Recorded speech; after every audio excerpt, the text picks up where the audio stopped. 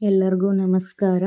ಭಾರತದಲ್ಲಿ ಸಂವಿಧಾನಿಕ ಸ್ಥಾನಮಾನ ಹೊಂದಿರುವ 22 ಭಾಷೆಗಳಲ್ಲಿ ಸಂಸ್ಕೃತ, ತಮಿಳನ್ನು ಹೊರತುಪಡಿಸಿದರೆ ಅತ್ಯಂತ ಪ್ರಾಚೀನ ಭಾಷೆಯಾಗಿರುವ ಕನ್ನಡ ಭಾಷೆ ಸಾಹಿತ್ಯ ಚರಿತ್ರೆಯ ಬಗ್ಗೆ ತಿಳಿಯೋಣ. ಲಿಪಿಗಳ ರಾಣಿ ಎಂದೇ ಕರೆಯಲ್ಪಡುವ ಕನ್ನಡ ಭಾಷೆಯ ಸಾಹಿತ್ಯದ ಬಗ್ಗೆ ತಿಳಿಸುತ್ತೇನೆ. ನೀವೇನಾದರೂ ಪ್ರಿಯ ಪರಂ ಯೂಟ್ಯೂಬ್ ಚಾನಲ್ನ ಸಬ್ಸ್ಕ್ರೈಬ್ ಮಾಡಿಲ್ಲ ಅಂದರೆ ಸಬ್ಸ್ಕ್ರೈಬ್ ಮಾಡಿ ಮತ್ತು ಬೆಲ್ ಐಕನ್ನ ಕ್ಲಿಕ್ ಮಾಡಿ. ಕರ್ನಾಟಕ ರಾಜ್ಯೋತ್ಸವದ ದಿನವು ಕನ್ನಡಿಗರ ಅಸ್ತಿತ್ವ, ಸಂಸ್ಕೃತಿ, ಭಾಷೆ ಹಾಗೂ ಐಕ್ಯತೆಯ ಸಂಕೇತವಾಗಿದೆ. ಈ ದಿನ ರಾಜ್ಯದ ಎಲ್ಲ ಕಡೆ ನವೆಂಬರ್ 1ರಂದು ಕನ್ನಡ ರಾಜ್ಯೋತ್ಸವ ಅಥವಾ ಕನ್ನಡ ದಿನ ಎಂದು ಆಚರಣೆ ಮಾಡುತ್ತೇವೆ.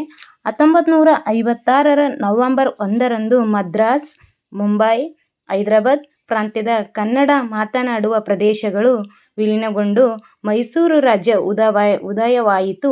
ಅಂದಿನಿಂದ ನವೆಂಬರ್ 1ರಂದು ಕನ್ನಡ ರಾಜ್ಯೋತ್ಸವದ ಆಚರಣೆ ಮಾಡುತ್ತೇವೆ. ಸುಮಾರು 2000 ವರ್ಷಗಳ ಇತಿಹಾಸ ಹೊಂದಿದ ದ್ರಾವಿಡ ಸಂಸ್ಕೃತಿಯ ಭಾಗವಾದ ಕನ್ನಡ ಸಾಹಿತ್ಯವನ್ನು ಹಳೆಗನ್ನಡ, ನಡುಗನ್ನಡ ಹಾಗೂ ಹೊಸಗನ್ನಡ ಎಂದು 3 ಭಾಗಗಳಾಗಿ ವಿಂಗಡಿಸಲಾಗಿದೆ.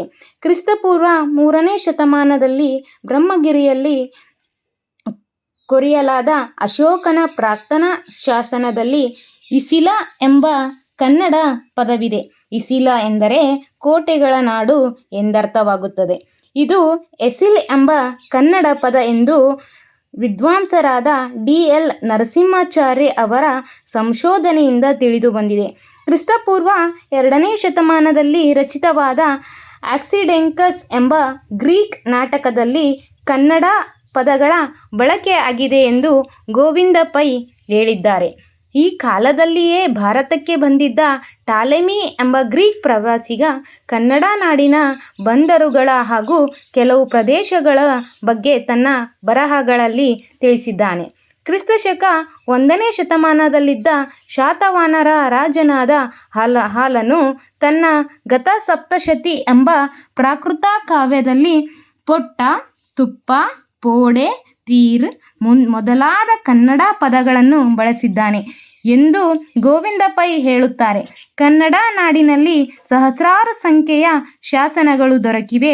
ಅದರಲ್ಲಿ 20,000ಕ್ಕೂ ಹೆಚ್ಚು ಕನ್ನಡ ಶಾಸನಗಳಿರುವುದನ್ನು ಗಮನಿಸಿದಾಗ ಕನ್ನಡ ಭಾಷೆಯ ಅಸ್ತಿತ್ವ ಎಷ್ಟು ಪ್ರವರ್ಧಮಾನವಾಗಿತ್ತು ಎಂದು ನಮಗೆ ಅರ್ಥವಾಗುತ್ತದೆ. ಕನ್ನಡ ಭಾಷೆಯ ಬಳಕೆಯ ಕುರಿತು ಅಧಿಕೃತವಾಗಿ ದೊರಕಿರುವ ಕ್ರಿಸ್ತಶಕ 450ರಲ್ಲಿ ರಚಿತವಾದ ಹಲ್ಮಿಡಿ ಶಾಸನ ಅತ್ಯಂತ ಪ್ರಾಚೀನ ದಾಖಲೆಯಾಗಿದೆ.